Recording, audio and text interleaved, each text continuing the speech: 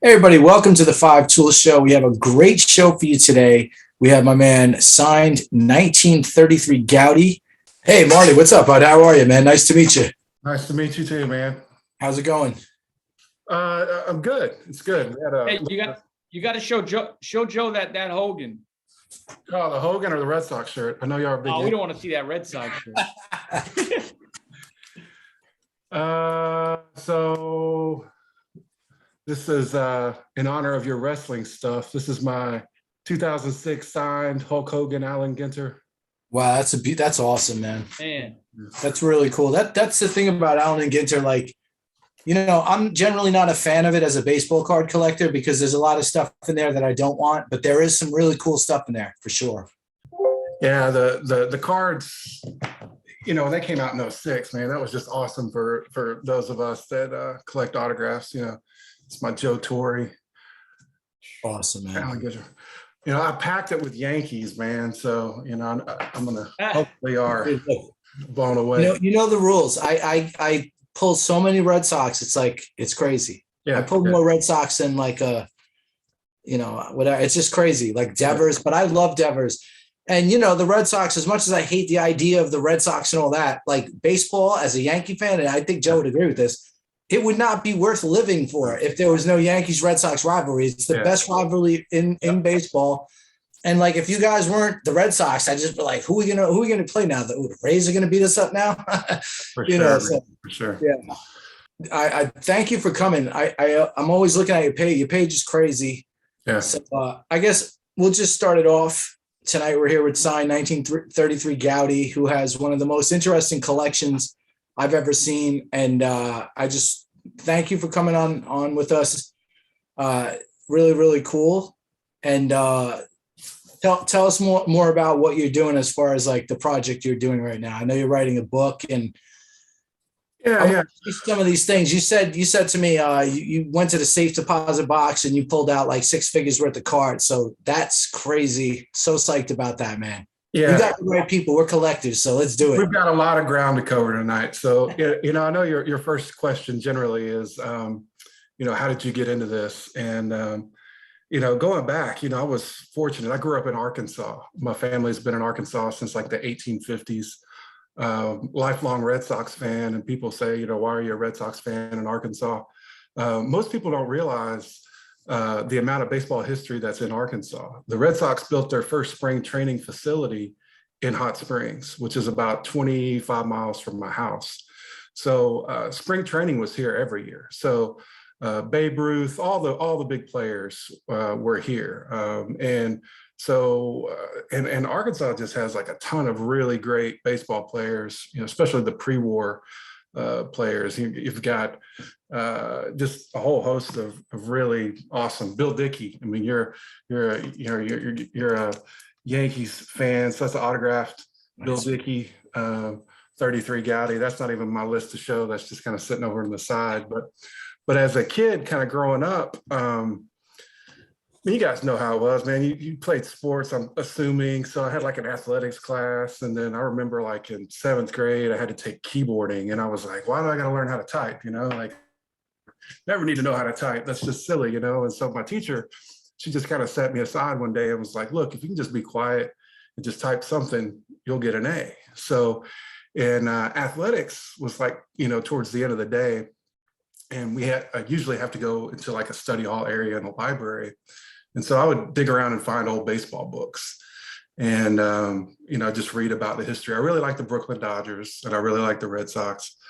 And one day, I don't even remember how I found the book, but there was a guy named Jack Smalling in Iowa who published a book that had every baseball player that ever played, even if they played one game's home address in it. It's like a phone book. So it was like their debut year, their final year, their name, their address. And so I realized like, hey, I could start like writing to these players and just ask them questions. So, man, I was like, this is like 7th, 8th, 9th grade. I just started writing to these players, I focused on Red Sox players and Brooklyn Dodgers. So I remember the first kind of really cool response that I got back was a guy named Tony Melanowski, who played for the Brooklyn Dodgers. He wrote me this really cool letter, and I just asked, you know, like basic questions. I was like, who was your favorite teammate? Did you ever come to Arkansas? Did you ever play in Arkansas?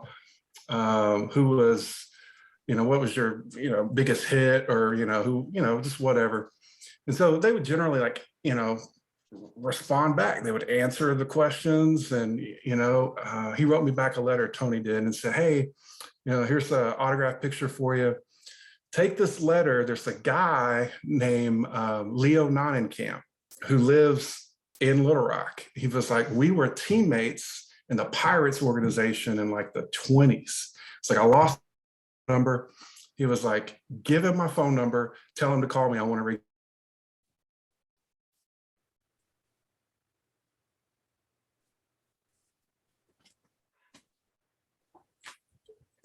My mom, like, Mom, did you take me over? Are you Leo? And he was like, yeah. You know, I was like, Tony Melanowski said, give him a call. And so he's like, how do you know Tony? And I was like, well, I wrote to him. I was like, I'm a Red Sox fan. And he was like, okay, well, give me the number. And he's like, come back next Saturday and I'll show you some of my collection. And so, you know, I went back the next week and he pulled out just tons of stuff, man. He played for the Red Sox in the 30s. So, I mean, he had, you know, like his rings and his glove and, you know, a bunch of Ted Williams stuff. I was just this little kid, like, man, this was awesome. And he really kind of took me under my wing. He lived pretty close to me. We ended up becoming pretty close. And he took me to a bunch of the minor league games here in town. So I got to meet like a lot of really cool old guys. I mean, George Kell, Hall of Famer, was Arkansan. I got to meet him through Leo. So I've just always kind of really liked older people. I like history. So, you know, and like being around older folks. So, you know, he was just really cool. Just asking him questions about his teammates and who, you know, who he liked. And he had really kind of lost touch with everybody. And I ended up connecting him with a whole bunch of his former teammates just through this book. And so, you know, I would write to him and be like, hey, you know, Leo Nonenkamp's my buddy. And, you know, and so, you know, it was just, it worked out really, really cool. So, you know, fast forward into the, you know, I graduated high school in like 95 and went off to college. And I ended up, you know, I needed some money. So I sold all my baseball cards. And I lived, you know, I could ride my bike to 2 different card shops. So, you know, all the 80s, 90 cards, you know, I had all those, you know, I remember the Bo Jackson, was that black and white Bo Jackson card that came out, the score card, that was the big one. And, you know, there was just, you know, the Jose Canseco's, all those, you know, all the cards we all chased. And so I sold all those and I sold all my autographs, but I kept all the letters or pictures that the players sent me. And I had dozens. I mean, I wrote to like probably close to 200-300 players, but I kept anything that was personalized and got rid of everything else. This was like 95, 96. Fast forward, it was probably 2007. My mom was kind of downsizing. It was in the fall. And she called and was like, man, you got a bunch of baseball stuff here. Can you come get this stuff out of the house? And I was like, yeah, sure. You know, so I was immediately just kind of curious what it was. And I show up and I start going through and these letters that these guys had written to me. And I was like, you know, 13, 14, 15. And I started looking through them and I was like, man, this was so special, you know, because I mean, they answered all these questions and just really took time and it was really cool. And I started going through and all the players had passed away except Boo Ferris. Boo Ferris was a Red Sox pitcher. He's in the Red Sox Hall of Fame. I mean, he was a phenomenal pitcher. Boo, I know it was just like, hey, thanks for taking the time to write back to me as a kid. And you sent me this photo. I'm going to get it framed. I was like, hope you're doing well. And I just included my business card. And he called me like a couple of days later and was like, hey, I got your note. It was like, you know, he was like in his 90s, I think. He was like, come on down, come to a baseball game. I'm at Delta State. It's a couple-hour drive. And I dropped everything. Was like, yes, I'll be down there. You know, you don't pass up those opportunities. They built a Boo Ferris museum at Delta State. And if you ever are in Mississippi, go there, man. It's like the Red Sox gave him a championship ring. He has like all of his memorabilia, all of his jerseys. And so, I mean, he just gave me like a private tour of his museum. And then we spent, the afternoon just kind of like hanging out. We went to a baseball game at Delta State. He gave me like a Delta State hat and signed it. I mean, it was just like super cool. And then I'll send you guys one of these. I ended up, Topps had a thing on their website where you could make your own cards. So like there's a picture of me and Boo Ferris. Well, that's great. Yeah, It's we amazing, made man. It's really cool. Boo Ferris cards. So, but anyway, I was just like hanging out with him that day, and I was like, man, that was really cool that I did that as a kid. And I was like, I got a little bit more disposable income. So I started the process back around 2007. I started writing to players that were alive really in the 50s. So, and again, man, it bloomed up, and I started the 59 Topps set, and I went to my first card show in forever, and there were these guys that have, the old beater 59 Topps cards. I just like the way they look. So I started writing to the players, man. And this one I hear, Yankees run preventers. You got, I liked trying to get multiple people on one card. So got all these guys. This is Gil McDougal and Bob Turley and Bobby Richardson. It's All awesome. good players. Yeah, great All good Yankees from the 50s era. Yeah. Gil McDougal was a phenomenal fielder. Yeah. And then you got, this is Billy Pierce, I think should probably be in the Hall of Fame with Robin Roberts, Sparky Anderson. What a legend. Yeah, Sparky was an amazing. I wrote to him several times. I sent him his book. I mean, he would sign everything. Whitey Herzog. So, I mean, these guys were just, nothing like today, man. I mean, they answered their fan mails. Larson. Great card. That set's so amazing. 59 is one of my favorite sets. Oh, yeah, it's a great one. Another good picture. Legendary Brooklyn.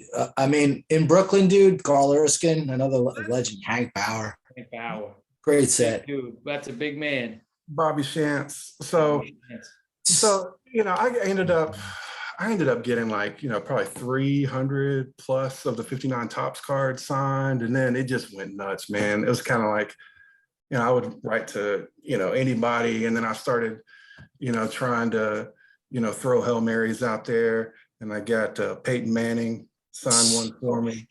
So awesome, man. And then, I mentioned the Allen and Ginter cards, and those came out in 06, man, for like us guys who were writing to players. I threw that one out to Joe Torre and got him to sign that one. That's awesome. Luke, Yeah, and Joe Torre is a tough photo. He intermittently signs. So he'll sign for like a little bit and then he won't sign for like 6 months. I actually sent him a card a little while, like 9 months ago, and I'm hoping he'll eventually sign it. Because supposedly he'll sign, he just does it in big clips and then he won't for a while. Yeah. I love Joe. Joe Torre was great. Yeah, but so I was doing that like 07, 08, 09, and really not focused, man. And my PC was just like all over the place. And then I realized that I really wasn't having fun anymore. This was after like 4 or 5 years. It was like almost like work. Like I wasn't enjoying doing it anymore.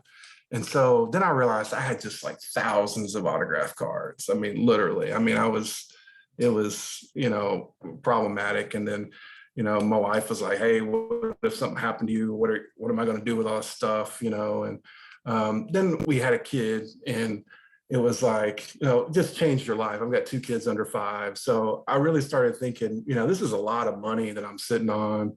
And I didn't want to like, just, leave her with the stuff, and I plan on living to be 100. So, but, just you start thinking about stuff like that. So I started to downsize and really like focus on stuff that I like. But I kept, I got all these through the mail. So that's, Vladimir Guerrero, another Arkansan, Brooke Robinson. I showed you Smoking Joe Frazier, Mario Andretti. Wow. And then the last Ginter that I'll show is, Bigfoot, man.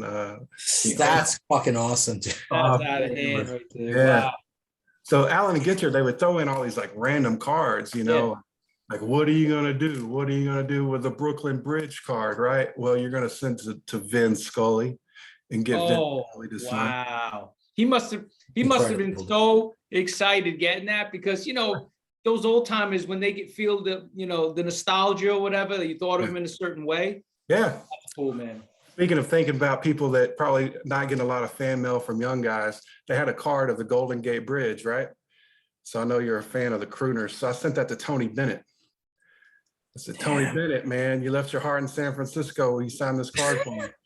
The story Man, of Queens. that is great. That's awesome, man. That's really cool, man. Super cool. And bro, this is why. Last one. This is they have the Washington Monument right there. So I'm like, who can I send this to? Send it to Justice Sandra Day O'Connor.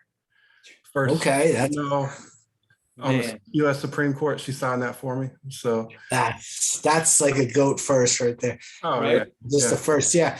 And this is the reason why we always ask people, how did you get into this? Because that's how I got into it. you just man, when the internet froze down, me and Joe were like, wow, man, this is crazy. Yeah. Very awesome, bro. This is so very cool to when I was a kid, I had a book. My Uncle George got me a book, and it was like a $10 book, I remember. And it had all the players' names. And really, most of it was like, send this to whatever. If you wanted to get Carlos Baerga or whatever, or not even, this is earlier than that, but they'd give you the Cleveland Indians place or the New York Mets place or the Yankees place. And then some players did have addresses. And I wrote a few. One of my most, favorite cards was I wrote to Darryl Strawberry. I mean, I'm a Yankee fan, but I grew up in Queens, man. You could not deny the greatness of Darryl. I mean, everybody, the guy was just a beast. So I pulled that card. It was the hottest card in that and the Donnie baseball. And I had the address. I sent it to him, and he actually wrote back something, signed the card. I lost the letter like an idiot. Yeah. But I do still have the card. And to me, it's just amazing. And, Joe will tell you, I love like the PSA DNA Hall of Fame rookies. To me, if you told me, just as a collector, would you rather have a 52 mantle as a PSA 9 or 10 or a 52 mantle with the authentic auto on it? I'd take that auto any day, just as a collector, to know that the Mick touched this card, Yeah, the feeling of what is that? It's a Rube Marquard Hall of Famer, PSA autograph, T206 card. Crazy, bro. Man. Yeah, so I did the Hall of Fame rookie cards too, man. And you're right, it's dude. But see, that's it. I'm talking about like my Hall of Fame rookie cards are like Andre Dawson, Reggie Jackson. You just pulled out a Rube McCard, bro. That's next level. Yeah, that's what I'm saying. Yeah. But the nostalgia, the feeling of something given to you or you got yourself. Yeah. Like I tell Joe the story all the time. I'll even show you this. This is from Mel Allen, the great Mel Allen. And if you look closely on there, it says, you might not be able to see with the light, but it says to JoJo and it says thanks. Because I was 6 years old. I was lucky enough to get some VIP tickets to Yankee Stadium. I was with my mom and we got to take the elevator that the player, the media used. So we're in the elevator, me and my mom, and who walks in is Mel Allen. And I'm 6 years old or whatever. And I go, Mommy, look, it's Mel Allen. And he looked at my mom and he said, what did he say? And she said, well, he goes, how does he know who I am? Yeah. And my mom says, well, he watches This Week in Baseball and he loves your voice and he's always tuned in. And he got on his knee and took the pen and said, he signed his autograph. But as I got older, I asked my mom, I said, Mom, why does it say thanks? She said, because he could not believe that you were that little and knew who he was. And like, he was like smiling from ear to ear. Like something like that is the cool, like that autograph, to many might be, it's cool to Mel Allen, but for me, that's like priceless. Yeah, totally. I got it. I've got a similar story. I'll send you a picture of it. I won't tell the story because you're recording it, but I've got a Mickey Mantle signed baseball to me. I ended up getting Mickey Mantle a bunch of beers one day. It's a funny story, but it's not worth, not something I want to put out there. But he gave me a signed baseball at the end of the day. That's incredible. Again, it's priceless, man. It's priceless. Yep. But, back in the 90s, when I was doing this, I was trying to find cards of like older players, and it was impossible. But Conlon came out with a set, like, I think it was like 92. It was like the sporting photos. Yeah. So I sent a bunch of those off and got a lot of those signed. And then in 1991, Topps reissued the 50, was this the 52 Topps set? Or 53 Topps set. Yeah, 53 Topps. That's a beautiful reprint set. Really nice. It's just classic. It's beautiful. And so I started like sending it off to all the players. And so I have a complete 1991 Topps reprint set autographed, all PSA certified.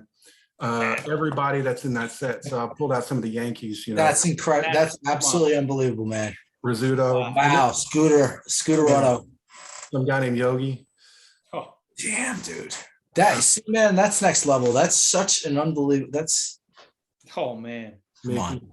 Look how that's so beautiful. I did that. Yeah. I mean, these are like, I pride on like, condition and grade. And, this is probably the nicest autograph set out there. Willie Mays, Hank Aaron, they put him in the 91 set. Yep. That's unreal, dude. What an unbelievable. I mean, that's so unique. There is no one. I mean, is there anybody else who has that reprint set autoed from? Yeah. I mean, really? Yeah, there's one other guy that has one, and he's a lawyer in Oklahoma, and we got to know each other. And there were quite a few people that collected this set. It's really hard. I mean, it's easy to get Mantle, Willie Mays, because they were signing, but the ones that were like super hard to get, guys like Connie Marrero. You probably don't even know who Connie Marrero is. This cat was a Cuban player who went back to Cuba.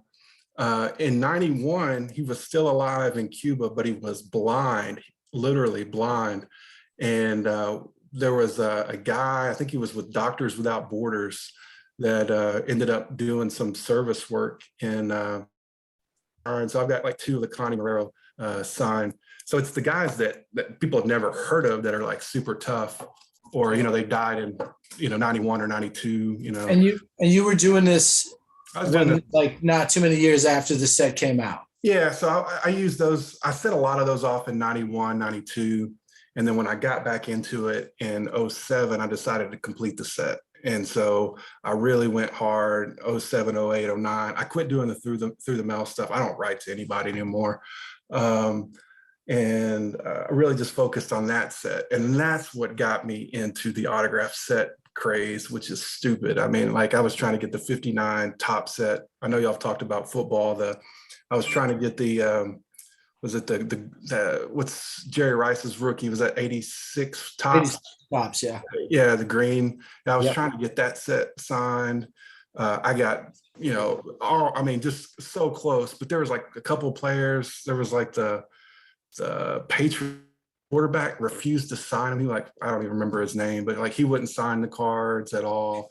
And so I realized, and there's a couple guys that were in prison that had like killed people and serving life sentences. So I realized actually one of them is Raphael Cherry, he's in prison here in Arkansas. He killed his wife and her girlfriend. Actually got him through the mail. And I wrote to him at the prison. Can you believe that? But I ended up giving that set up. Can you imagine that? Somebody wants to sign your card, they're locked up, and that's just I couldn't believe they gave it to him. But yeah, I got two of them back. But anyway, I got to, just a few of the and Ginters that were, kind of cool, that meant something to me. And then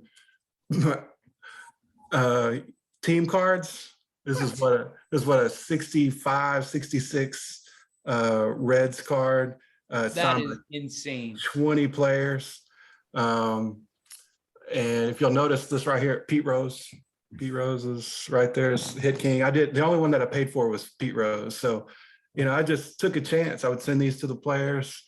I know So that card, you sent that out to like 19 dudes and then Pete Rose. That's unreal. Yeah. That's incredible. That's this is next level. I was gonna say before, there's a whole thing to like cards, combo cards. Yeah.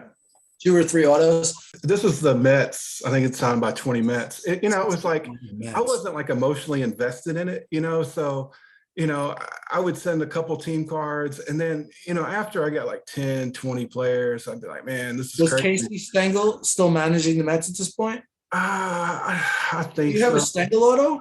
No, I have in the past. I've had, you mentioned one of your, was that the plug cards, the black plug cards? The Mayo Cup plugs? Mayo, yeah. Yeah. Casey Stengel had, when he had of those cards from when he was a kid, on the certification, it says Casey Stengel collection. And I sold it a couple of years ago. And then, you know, this is Billy Ripken, Cal Ripken, you know, got that sign.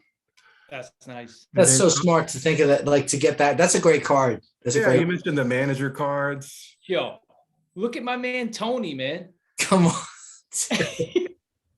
It was on some mob ball shit. Look at him.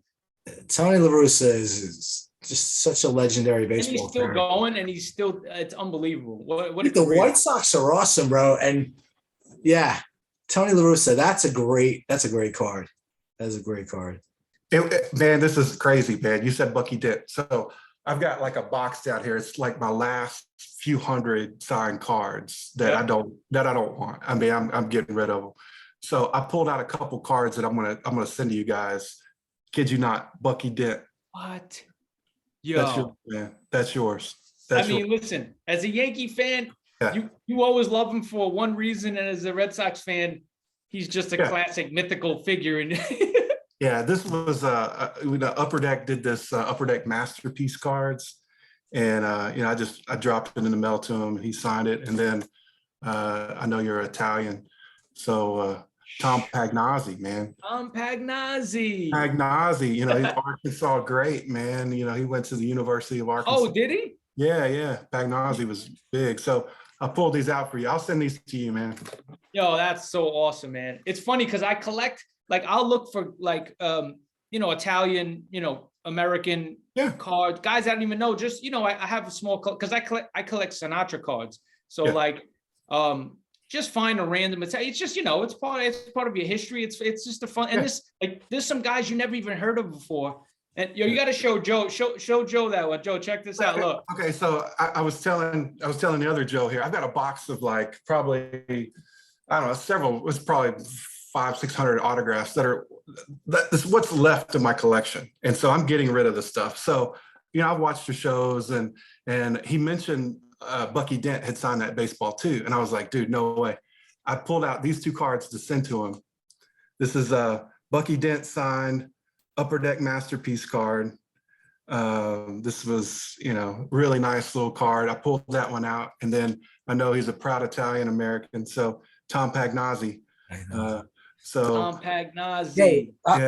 Man, no, you know, the crazy thing is that, you know, me and Joe are both busy guys and on all that. And before we have guests on, we do our homework. We always do our homework, but no one's ever done their homework on us like you have, man. That's awesome. That's really cool. Like, thank you for checking out the videos. It's really cool. Yeah. You know, again, I love your page on Instagram. When the computer froze up, we were talking about, you know, balls signed and, you know, the whole TTM culture. There are channels on YouTube that I follow. I think it's one of the coolest things ever. Like, no one cares about getting stuff. I mean, it's nice to have PSA certified DNA and all that, but like when you write to somebody and you get that card back, you know, it means something. Well, Joe, for people that don't know, tell people what the TTM is. Oh, through the mail. Through the mail. Yeah, people don't know that. Yeah. Some newer people that haven't been collecting, and yeah, through the mail. That's the TTM. Through the mail is really cool. Like, to me, that Darryl Strawberry card that I got as a kid. Yeah. You know, that he wrote back to me, and I, like a moron, I lost it.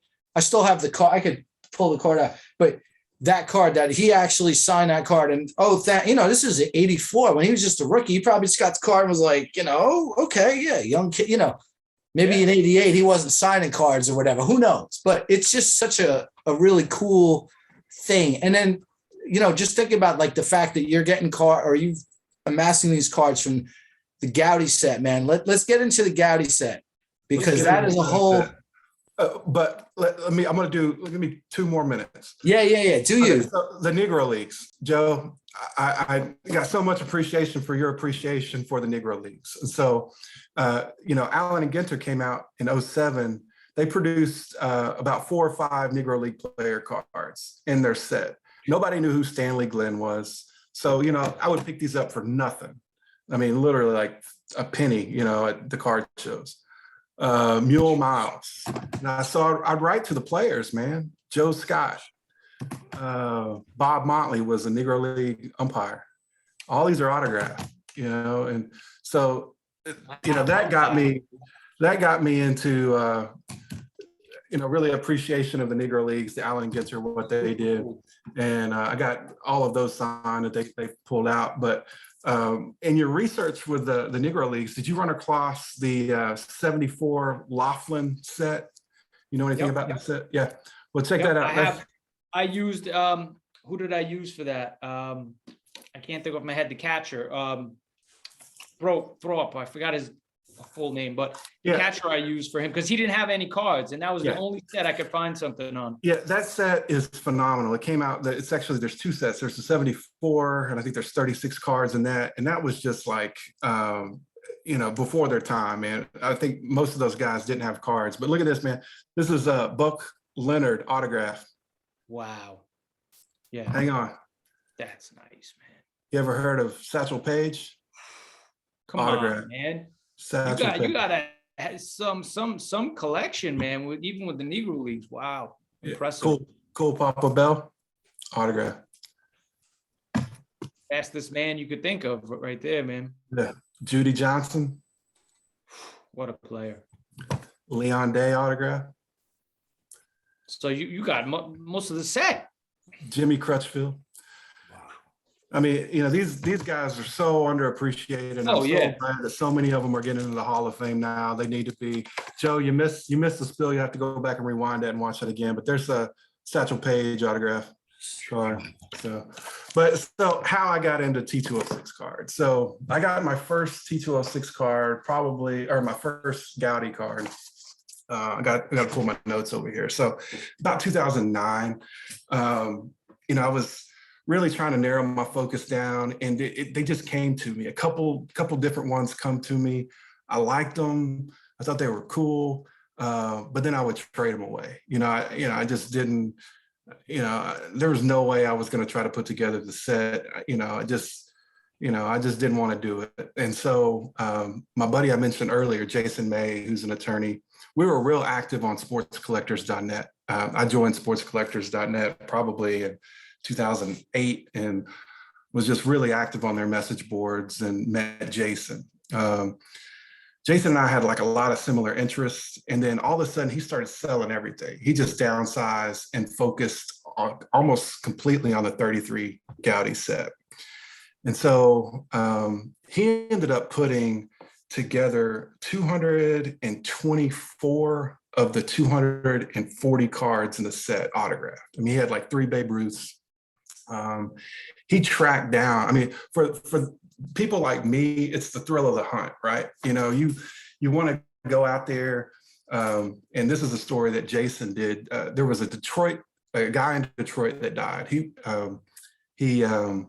was a Detroit Tiger ball boy in the 30s. And he had, I think, like 40, 50, 60 signed 33 Goudey cards that his son found when he passed away.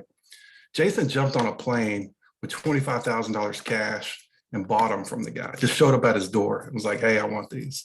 And so it made him a cash offer. Jason comes back. And so Jason starts amassing these cards. There was another guy named Sean Brennan. Sean Brennan, if you see this, shout out to you, man. Sean was doing this stuff in the 80s. And he's a little bit older than me, but, he was putting together the 33 Goudey set autographed, back in the 80s. And so he ended up selling his collection to Jason. So Jason had the Detroit Tiger ball boy collection and Sean Brennan's collection. Sean lives in Illinois. And Sean was doing this from a kid. I mean, he was like young putting these things together. He was getting them for like $5-10, because nobody wanted autographed cards. I mean, they looked at it like that devalues the card, So when Jason upgraded, or he would get 2 duplicates or whatever, he would flip them to me, and I started liking them. And I was like, look, I'm going to try to get 50. It'd be kind of cool to get 50 and have a display on the wall where there's 50 of them. And man, I got 50. And I was like, man, it'd be cool to get 100. Got 100. And man, it'd be cool to get 150. All right, I got 150. As far as I can tell, there have been 5 people in the history of 33 Goudeys that has been able to get 200 or more autographs. Jason May did it. Sean Brennan did it. There's a guy in New Hampshire that did it. And me, I'm there. I'm at 210 right now. There is rumored to be a guy named Pat Quinn in the 70s. He was in Chicago. He reportedly did it. And he actually reportedly had the whole set signed, which I don't believe. I don't believe. Maybe. There's people that vouch for him and say, How many are in the set? There's 240 cards in the Okay. set. But the cool thing about the set is they didn't print the Lajoie card. I think it's number 106. So like once you start diving into the Goudey set, it's one of the big 3. You got the T206, you got the 52 tops, and you got the 33 Goudey set. Those are the big 3, right? So you get into 33, and I just started like really, I love history, man. I like history. And so it was the first bubblegum cards. So they were, it was a bubblegum. Goudey was a bubblegum company. And so they were like, how can we sell more gum? And so they created these little 1-pack of cards. You get 1 card in a pack of gum. And, they numbered them to 240, but they left out 106. So all these kids were, paying a penny for these cards, for these packs of cards, and nobody could complete their set. It was like the ultimate first chase card, right? And ultimately, people started writing and complaining, and parents were mad. I heard a story that the U.S. government got involved and said, "Hey, Goudey, this is like deceptive practices. You've got to print a card." So everyone that wrote a letter, they started mailing them out. I've actually got a copy of the letter they sent out the next summer. So if you look at the Lajoie card, there's about 120 known to exist right now. Super rare, super valuable. But they mailed them out for free to people that complained. So so I don't believe. I don't count the Lajoie as the set because it didn't come into a pack of gum. So for me, the collection, the set is 239. However, it's almost like he was like the first numbered card, like the first. First really think about it. Like that's amazing. Back then, like they produced a certain amount of cards for these people that complained, and that's all that exists. But he's not in the set. But his number is in that's there. Unbelievable. Like if you think about that back then, that is unreal, man. It was crazy marketing. They sold a boatload of gum, boatload of product. And they were just innovative. The art on the cards, they're just they're beautiful, man. One of my favorites of all time. They're beautiful. And one thing that was really cool about the set is after the October, they released a kind of a second set of the series and honored the both of the teams that were in the World Series.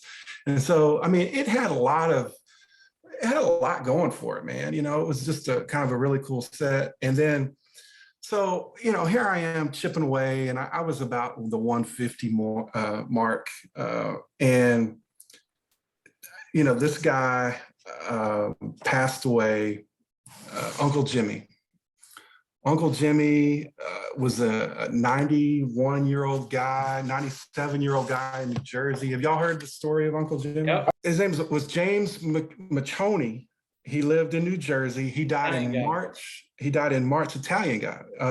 He died in March 2 years ago, this March. He was a working class guy in New Jersey.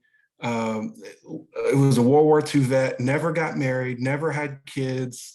He worked at some factory forever. When he retired, he became a janitor at a local school and walked to that school. He never had a car. Just like, the story of this dude, he loved his family. He had nieces and nephews. And so he told him, he was like, you know, I've got a great collection. You know, when I pass, y'all are going to be set, you know? And so literally the hardcore collectors that collect the set, we all know each other. We all know each other. I mean, we're competing for the same cards. Like I've got cards that are the only known example, or there's like one of two, you know, so we're all bargaining and we're average guys, you know, and we don't, you know, most of us are pretty good folks. There's a couple guys that are knuckleheads that, but anyway, I won't go into that. But, you know, when Uncle Jimmy died, my phone blew up because I've got people all over the country that know I collect. They're like, man, have you heard about Uncle Jimmy? You heard about Uncle Jimmy? And I'm like, yeah, I've heard. This is like phenomenal, man. Like, so I called the auction house, you know, I just called them. I was like, hey, I'm your guy. You know, I collect 33 Goudeys. Can you send me a list of what you have? And there's 4 Babe Ruths in the collection, or in the set, 4 Babe Ruths. He had 6 Babe Ruths signed, autographed. And we're not talking about like scrubby, you know, we're talking about pristine cards. I mean, he like took them out of the pack, put them in a binder, went to Yankee Stadium himself, got them signed. He did a lot of through the mail too early on. He was like a pioneer, man. Yeah. But those cards, I mean, that was the splash. He had like 2 Lou Gehrigs and 6 Babe Ruths. So that was like the news story. I was more concerned about the guys like Heine Sand. I mean, nobody had ever heard of Heine Sand. I had the only known Heine Sand card. I had cornered the markets on Heine Sand. He had a Heine Sand. I'm like, man, that's crazy. There was a guy named Val. I can't even remember his last name, but there were no known cards of him. Uncle Jimmy had two of them. And so the way they broke up the auction, they did 3 auctions.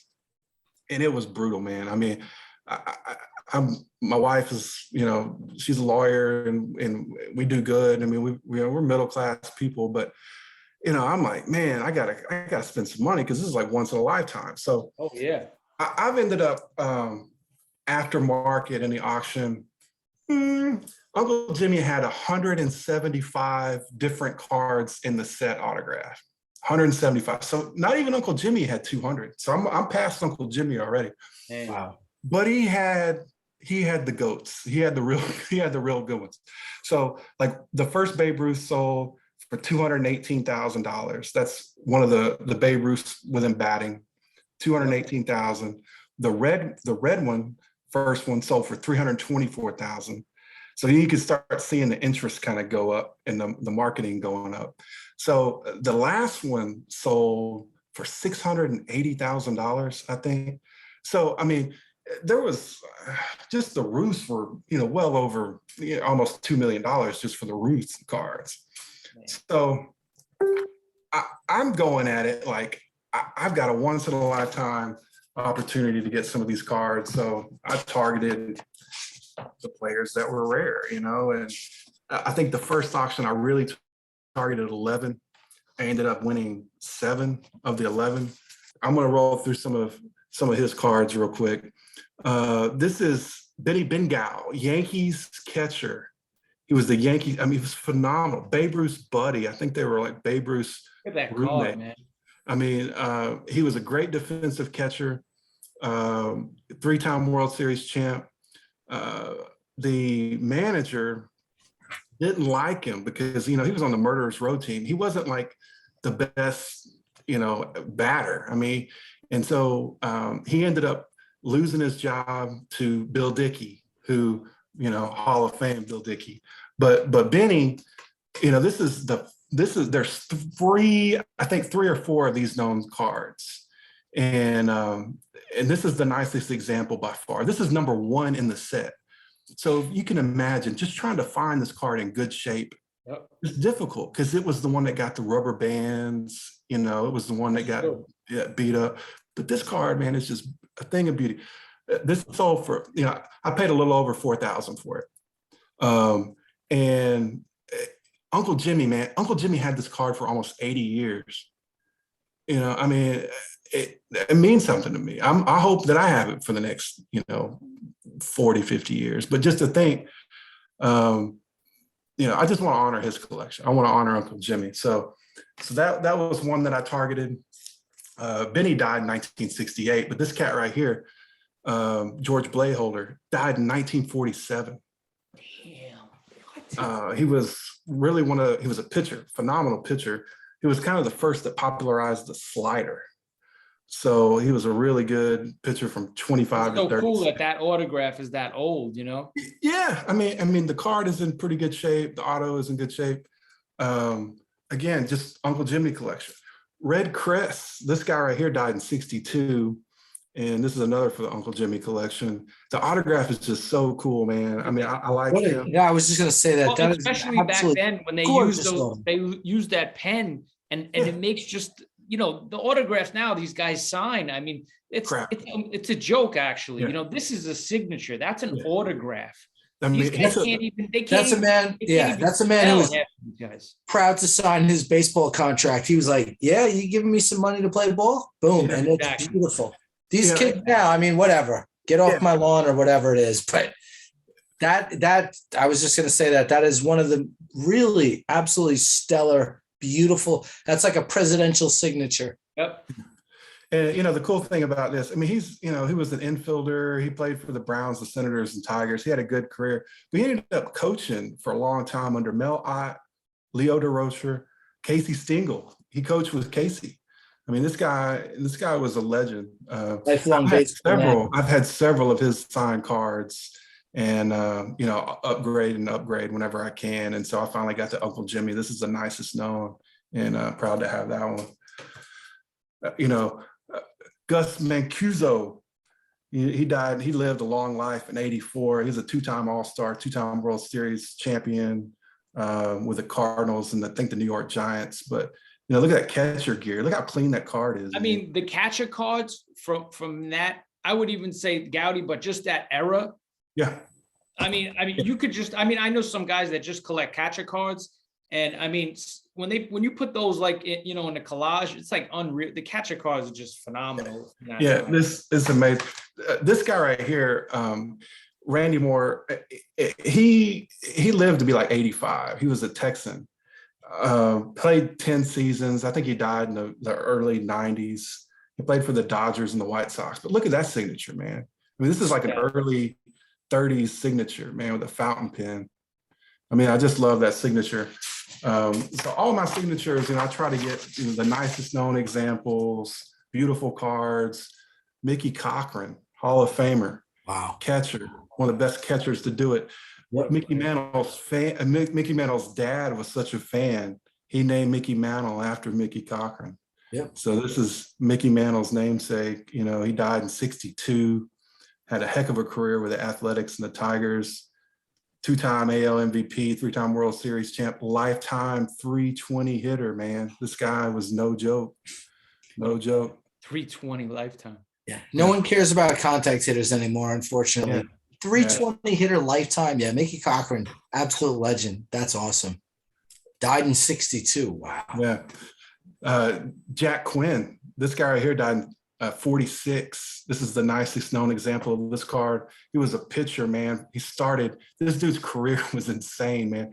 He started in 1909 for the Highlanders and ended up pitching until 1933. This dude was the Nolan Ryan of the Gilded Age. He's got a T206 card. Wow. T206 card to 24-year major league career, probably played a couple years in minor league ball. He probably had like a 27-year professional baseball career. And how old? What's the grade on that card? This one, which one? No, that one, yeah. Do you have This one's a 5. You know, it's a 5. Nicest, I think this is the nicest. The auto is a 9. That's unreal. Uncle Jimmy collection. How are you gonna have the 9 auto? Yo, that is for me like that. Like I feel like a card like that. Like I don't know if it was Uncle Jimmy, but I had one in my watch list. It was it might have been a Stengel, and I don't know if it's Uncle Jimmy or it might have been somebody else. But I mean, it was like the Stengel auto was like an 8 or a 9, and it's like, how do you even have that? Like, just like that. That's just amazing. He got that in 47, man, and this is a 5 card. So he died at 40. He died at 47 years old. No, 1947. 1947. I was going to say he played 20. You know, I mean, he had a long, Whatever, at least 1909 to 1933. Yeah. right. So like, 24 years in the major leagues. And how old was he when he passed? I don't know. Pretty young, probably like maybe 50 something. Wow. Yeah, he was pretty young. He died. He won 2 World Series. He had like 250 wins. I mean, the guy was a hoss. But this is the nicest known. And I doubt I ever get rid of that. And I picked up the T206 card just to have that. The ones that died really early. This guy right here, Johnny Welch. He died in 1940. He was 33 years old. He was still playing. He died of tuberculosis in a hospital in St. Louis, I believe. He played for the Cubs, the Red Sox, and the Pirates. He was a pretty good pitcher. But I've actually owned, I think there's 3 of these known to exist. I've owned all 3 of them at different times. This is the nicest example, I think. But great signature. Wow. Unbelievable. 1940, man. Bro, you have me and Joe, we've been talking, like, we've just really been fortunate to have these like legendary type collectors, and all of them have the same thing in common. They're able to see something that other people aren't years before anyone else. I mean, you're doing it 2007, you decide to collect again, Goudey. And not only that, just like it's just a crazy thing, man. It's just a crazy thing. Like, you have the foresight to see this stuff before most people even know, like, you're doing it years ago. Like, wow. Like, well, I mean, I've got to thank again, Sean and Jason. This guy right here, Willis Hudlin. Willis Hudlin, actually, no kidding. I rode my bicycle to meet this cat. He worked at a sporting goods store, like right down the street from me when I was a kid. He died in 2002. He played for the Indians, was a heck of a pitcher. I mean, 1926 to 1940, pitched for the Indians with Mel Harder. He had 18 wins in 1927. He was just the nicest dude. And I didn't have a 33 Goudey at the time, obviously, but he signed a hat for me and a baseball. But I literally remember meeting this guy. And so I'm proud to have, another Arkansan in my collection. The guy that I couldn't remember earlier, and my Italian is not the best, but was that Picin-Ich, Bow. There were no known examples of this card until Uncle Jimmy died. And how is that though? How is there known examples of Val? What is his name? Val? He died in 42. Picin-Ich. I gotta ask you, how is that with the only one for all these years? Yeah, so I mentioned earlier that there was a guy in Chicago that allegedly had a complete side set in the 70s, and he broke that up. Okay. Again, I don't believe it. There's 4 that Sean Brennan, Jason May, me, we've never seen, and they're common guys. I've got them written down. So there's somebody you've never heard of, but there's 4 guys that we know they're not out there. There were several more. We didn't know this one was out there. This guy died in 1942, man. He played from 1916 to 1933. His last season was 33. So Uncle Jimmy walked down. He played for the Brooklyn Dodgers. Uncle Jimmy went to Brooklyn to get him to sign 2 of these cards, and then stuck them in a binder and put them in his attic for the next 70 years, man. So that's incredible, bro. I said, this is mine. Here's the question. Not only that he just had the card is cool, that he was smart enough to put him in a binder in that time is totally just like next level for me. Like, so this cat retired in 33 and bought a chicken farm in Maine and ended up dying of the flu in 42. So, I mean, again, I mean, I'm proud to own this. This is the nicest known example, 1 or 2. Joe Judge, you're talking about cards that look great in the background. This is another, he played for the Washington Senators. This is another Uncle Jimmy, finest known example. He lifetime 298 hitter, pretty solid, won a World Series in 24 with the Senators. I mean, that card is unreal. Unbelievable. Such a gorgeous card. So much attention to the detail of every single card in that set, it seems, Hey, I got a question for you before you get into that. Yeah. Have you ever seen what a pack of these look like? Like, Yeah. Yeah. There's still pack wrappers around. Okay. I've seen a few of them. I should probably get one. I mean, at some point.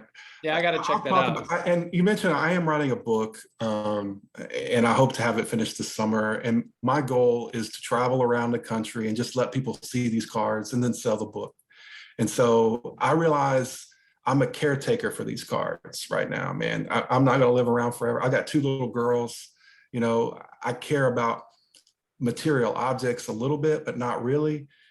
I'm thinking maybe in 2033, you know, the 100th anniversary of the set, I might auction it off and I could give my little girls the book, you know, that I wrote. And so these are the pictures that, you know, your dad Great. cared enough about the collectors that got these cards signed. And, you know, the Detroit Tiger ball boy, Uncle Jimmy, there's a guy named Leahy who his kid, it was a Jewish kid from New York. His dad was an optometrist and he would sit down on the subways and get his card signed. So I know, like for me, it's the provenance of the card. Yep. And going back to this guy right here, this is just, I don't know if you can see that, but he signed at the Yankees. It's Danny McFadden. He was a pitcher. You know, he lived, his cards are pretty common, but he only played for the Yankees between 32 and 34. So this card was signed by, you know, Uncle Jimmy went down to Yankee Stadium and got this card signed when he was on the Yankees. Wow. So I mean, I had to get that one. Yeah. I mean, cards like he signed that almost 100 years ago. Like, Yeah. if you really fathom that, Yeah. it's unbelievable, man. Hall of Famer, Heine Manush, talking about one of the greatest hitters of all time. Yeah, Haimush, man, that's crazy. 330 lifetime hitter. Cards go for a lot. Yeah, this was like, I remember spending $1,000 on a card for the first time when I was doing this, and I was like, man, what am I doing? This is stupid, man. I can't imagine, you know, I'm spending $1,000, man, and On a piece of cardboard. I know, man. I know. It's cardboard. And you know, now, you know, I'll drop some serious, you know, like the Roger Hornsby, talking about the greatest hitter of all Come on, time, man. 358 lifetime hitter. 358. it's ridiculous. Dude. Lifetime, man. I mean, you're talking about guy almost 3,000 hits in the dead ball era. It's just Look insane. at that. Let's go back to that card. I mean, how beautiful is that card? Like, Yeah. You know, the signature, I think, is a 9. It's got a little paper loss in the corner right here. The back looks really good. But, you know, really the signature is just, you know, I mean, amazing. that sells. I mean, come on, a 9. How you gonna have a 9 autograph? Like, Yeah. Unbelievable. Roger Hornsby. Yeah, that's The greatest to ever do it, man. And, you know, I mentioned the red line collection. You see this right here? This is the kid who hung outside of Yankee Stadium. His last name was Leahy. I'll talk about him in my book, but he was apparently like OCD because he would write a red line where he wanted the players to sign. And so, you know, he died in like the 90s, and his kids got the autographs. They ended up selling all of them. But this cat right here, Jumbo Brown is his name, was like the first. He was CC Sabathia before CC Sabathia. He was like 6'4", 300 pounds. dudes weren't that big back then. No, he was huge, man. So he was like one of the first players to be used in relief full time. I mean, he was a hoss. He led the league in saves several times. I mean, was an unofficial stat at the time, but he was a Yankee player, 2-time World Series champ with the Yankees, reliever. And it's That's coming interesting with the red line, though, man. Yeah, I can't wait to read your book about that one. That's interesting. Yeah, the book. I can't wait till that comes out. That's amazing. Yeah. I'll send you a signed copy. You know, well, that's cool. You know what's like, me and Joe, we've talked about how, you know, I mean, we're like around the same age as you, and you know, we like to think that our generation was kind of the first, and in a way, it was to like preserve the cards, put them in, you know. Keep them off to the side, at the very least, put them in a binder. But there were guys like, you know, Uncle Jimmy and like, you know, Lionel Carter and other people we don't even know about. You keep dropping Lionel Carter's. This is from the Lionel Carter collection. Wow. You know, I've got a lot of his Look at how cards. unbelievably beautiful that card is, man. Yeah. Guy in the back. I mean, like, Both autographed. wow. You know, Unreal. Fred Snodgrass. These are 2 super nice examples. You know, he started, I believe, as a catcher, And then they were like, no, man, you got to go to the outfield. It could be the other way around, but I'm 99% sure he started as a catcher and then ended up being in the outfield. So one of the other cool, I'm getting into my signed T206 cards, Chief Myers, he was one of the first Native Americans to play. Chief Bender? No, Chief Myers. Oh, wow. Chief Myers. Interesting guy, just Google him, but there's 2 or 3 of these signed T206 cards out there, and I'm happy to have this one. It's one of the nicest ones. He signed it in 1957. Damn. So, but yeah, I've got about 10 signed T206 cards, which I'm actually probably going to let go. I've got to sell them so I could go after some more 33 Goudeys. My wife's cool, but man, you know, when you're spending, you're getting in the area, you know, like I'm not going to go after the Ruths, man. The Ruths are just outrageous. Even the Lou Gehrigs now, I mean, the low end ones are selling for 40 grand. I won't do the Lou Gehrigs and then the Jimmy Fox. So that's 4, 5, 6, 7, 8. That's 8 cards right there that I'm just not going to try to chase. I mean, it's just not worth it. So if you don't count those, how many you think you have left without counting the big dog? Yeah, I mean, I've got my number. I want to get to 225. Okay. I think I can get to 225 pretty solid. And, you know, getting to 220 is like, it's only been done like 3 times, maybe 4 times. I mean, that's like a big plateau. You know, I'm at 210 right now. I've got an opportunity to knock out. I mean, if I had the money, if I wanted to drop 30 grand, 40 grand right now, I could get there. Yeah.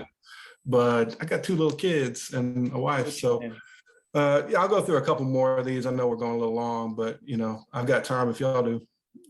Rick Farrell, Hall of Famer, catcher, 8-time. I wrote to this guy as a kid. He lived until 95, but his signature was just so great. He was awesome with his fans, you know, awesome. Gotta give shout out to Arkansas. Most people don't know this. Card, man. Yeah. Lon Warnicki, he died in 76, but man, this guy, they called him the Arkansas Hummingbird. He was a 5 times All-Star. He was insane, man. He was an umpire after his playing days. He actually was an umpire in the left field line when Willie Mays made his catch. So, I mean, unbelievable. His career, look him up, Lon Warnicki, man. And that's what's so cool. Like even Joe was saying, like, it doesn't really matter. Like for these cards, it's art. You know, people buy painting for, you know, 2, 3, 4, 5,000 or 5 million, but it's the look of the card. And then comes the story, right? Yeah. You know, the story is so cool like that. Like I would have never knew that made me might want to go find that card, like a comment of it, not even great, and just have it because the story behind it. You know, it's like the guy, I don't know, Kid Eberfield. Yeah. He was a lunatic, but I was reading his stories, the stuff he did, and I thought it was hysterical. Like if the stuff he was doing, like just doing shit to umpires, beating them down, or like getting into fights. Like the guy was nuts, and I'm not condoning that, but I just think back then these guys were doing shit like that and still playing like in the league, and it was like whatever. He's just nuts, you know. Like it's cool, man. Yeah, the story. Gabby Hartnett, a Hall of Fame. I don't have him on my list to show you tonight, but I've got a beautiful Gabby Hartnett sign. Here it is, 33 Goudey. Gabby Hartnett, Hall of Famer. I mean, just a great heck of a catcher. I mean, great card. But that reminded me of a story in Arkansas. You know, they all came down for spring training. You know, Hot Springs was just an amazing place, and so Al Capone. There was gambling, all the gambling. So everybody would come down. Al Capone was a big fan of the Cubs. He was a Chicago Cub player. So in the newspaper, Al Capone goes up to Gabby and asks him for an autograph. And so Gabby's signing this autograph for Al Capone. It shows up in the newspaper. The commissioner of baseball sends a telegraph to him and says, hey, you signing an autograph for Al Capone is bad for baseball. Gabby writes back, if you don't want me to sign for Al Capone, you tell him. Like basically, I'm not telling Al Capone.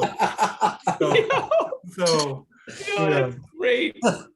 Yo, you know what it was? No agents back then to tell him what to say or to make a tight letter, right? It's like, yo, I'll call the commish. Like, yeah, all right, you tell him. You tell alcohol. I'm not telling him no, man. Oh, that's phenomenal, man. That's incredible, man. That's You phenomenal. tell Big Al that you don't want to sign an auto. Yeah, I'm not Come doing on, that. bro. Yeah. So, but Hot Springs was wild, man. They had like the moonshiners, the gambling. I mean, Arkansas is a beautiful state. If you've never been here, I mean, I've been all over the world. Arkansas is really, it's a treasure, man. This one right here is one that I'm most proud of. Adolfo Luque. He was the first Latin American player in MLB. Listen to this. He won a World Series in 1919. He was the first Latin player to play in the World Series. In 1933, he won a game in his second World Series. Chill. So 1919 to 1933, he's the oldest pitcher to ever win a game for the World Series. He was 43 or 44 at the time. This guy should be in the Hall of Fame. I mean, he died in 1957. Look at this card, man. Auto 9, cards a 6. I mean, this is the nicest example on the planet. This is from the Uncle Jimmy collection. That's crazy, man. Unbelievable. The first Latin player. First Latin player. Plus, because his skin was, white, so he probably was, different way for him to get in back then. Yeah, he played for the Brooklyn Robins, the New York Giants, long time for the Reds. He was like 1918 to 1929 for the Reds. He's in the Reds Hall of Fame. He's in the Cuban Baseball Hall of Fame. He's in the Mexican Baseball Hall of Fame in Mexico. He ended up, he died in 1957. So he went, after his playing days were over, he went back to Cuba. He played, I mean, he like managed like all the Cuban teams, and he went to Mexico and like just, he mentored hundreds and hundreds of thousands of players, man. I mean, this guy, I mean, he's a Hall of Famer. I mean, the fact that he's not even mentioned, I mean, the old timers definitely need to throw this cat in there. But again, I'm super proud of this card. And I posted this one, the other night. Gorgeous card, man. Wow. That's amazing. And I love all this history, man. That's just so awesome. Yeah. I mean, again, I nerd out on this stuff, man. And the history is what it's all about. We do the same thing, man. And what blows my mind, man, is like Uncle Jimmy. I mean, I want to meet his family one day. And, Right. This is another one from Uncle Jimmy. This is a Yankee. You mentioned Phil Rizzuto the other night on your previous show. He was the shortstop before Phil Rizzuto. He won 17 World Series rings. That's out of control. 22 World Series. 22. He could have 17. Two fists plus another fist, and pulling out toes, man. I mean, we talk about Tom Brady's the GOAT. This dude right here was with the Yankees from 1932 to 48 as a player, and 46 to 68 as their third base coach. I mean, this guy, underappreciated, and this is the nicest known Frank Corsetti signed 33 Goudey card. What's 17 rings. What's that? What's the auto on that? The grade? The grade on this auto is an 8. It's a 4 card, 8 auto. And so another reason I'm writing the book, man, I want to give him props. Really want to give him props, man, and to have as many of his cards that I have right now, man, and also to tell your journey. I mean, your journey with this. The journey is when I did the Negro League project, it just started out of nowhere during the pandemic, and I bought one card, and like you just said, but then you get to cards where there's so many players that didn't have a card, and I was searched months. All of a sudden, one day, an eBay search came, and it was a type 1 photo of something, and I was like, oh my god, like and it was just like I can't believe. And once I completed like the set, not that it didn't mean as much, but the journey of it was so amazing that nothing could beat. Even having it wasn't better than the journey. Have you been to the Negro League the knowledge, but the knowledge I got from the Negro Leagues and from these players was unbelievable. Have you been to the museum, the Negro League Museum? Bob, thankfully I'm a friend of Bob Kendrick. He helped me a lot during my whole research and some questions I had, but the door's open for me to go. I just haven't been there, but that would be a phenomenal place to go. I mean, the Negro League Museum, man, come on. Me and Joe might have to take a little flight out there and go check it out. we're going, I'm going in a few weeks. I think in March, we're going up. I'm taking my girls. It'll be their first time there. Check this out. This is a signed, this is Satchel Paige Memorial Park infield signed by all these Negro League players. Come on, man. That's unbelievable. I need to get it framed up and matted, but it's You got to like, frame that one, man. yeah. I mean, this is all the greats, man. This is just insane. And I feel bad because I haven't really taken care of it like I should. It's just sitting on a shelf up there, but That this is is the kind of phenomenal. stuff, but I might frame it up and let them, put it on display. That's beautiful, man. Yeah. Such a great, these types of conversations to have when, you bring back, the history of the game. It's like being a gatekeeper or you go to the famous, think of like the Alexandria Library in Egypt or whatever. Yeah. You think it's just a game of baseball, but guys like you who are actually really, chronicling the game and just keeping the legacy of baseball alive. I mean, me and Joe, we love baseball so much more than all this stuff, all these cards and all that stuff. It's the game that we grew up playing and we still watch as adults. Just amazing that guys like you are just keeping it alive and just, it's important, it's really important. It's really important. Well, I appreciate you saying that. And again, I've kind of watched your show and I started my Instagram page almost a year ago. I think it was like February 22nd. And really I started it because I felt bad, man. I mean, I hate to say this, none of my friends are like big baseball fans. I mean, I've got one buddy that kind of likes it, but his dad's a big baseball fan. So I don't like my close circle. They just don't appreciate it. And my wife tolerates it, but she doesn't really understand it. And a buddy of mine, he came over, it was in the middle of the pandemic and I got everything and I put it on my kitchen table, man. And he spent like 2 hours looking at these and was like, man, this is insane, dude. You've got to share this with people. And I'm really, really private and ended up posted on a message board, Net54. And a guy from Arkansas posted, because I went down to Lon Warnicki, the guy that I mentioned's grave, who he's actually buried in Hot Springs. I took my little girl out there just to see Lon Warnicki's grave. And he was like, man, I wish I would have known that, you were coming down. I would have shown you around in Arkansas. His name is Mike Dugan. And I joked with Mike. I responded back. I was like, man, I'm an Arkie, man. My family's there since the 1850s, like I'm good. And so Mike was like, what, you're from Arkansas? And like, we didn't know, he had written some articles. Like I always knew him, but he didn't know who I was. And he was the president of the local Sabre chapter. And they had a Zoom meeting. And so they asked me to show off my cards. And this was like in January of last year. So I did like an hour-long presentation. And it was all, a bunch of, no offense, a bunch of old guys. I hope to get there one day. And they lit up, man. They were like so proud that I knew who these players were. And they were just happy to see the collection. So that's what opened my eyes. I was like, man, I need to share this with somebody. And so I started writing a book and I created the Instagram page really as kind of a prompt to kind of force me to write. I mentioned I've got a couple kids. Busy job, busy career. But, if I could do a couple bios a week, and keep the interaction going. I've followed you on Instagram, I've kind of seen your shows and y'all started about the same time. And I'm kind of been a fan of you all because, you're doing it, it's the pandemic. So you wanted to stay connected, you wanted to talk, and it's not about, how many people you reach. It's, hey, let's just get together and chat. And your show is going to blow up, man, because it's quality. And I'm not blowing smoke, man. It's hilarious. I watched it. I've laughed. And the wrestling got a little deep, man. I respect it. I'm not telling people what to collect. And it brought back memories because I used to watch the WWF, and all that stuff. I had the little wrestling figures and stuff.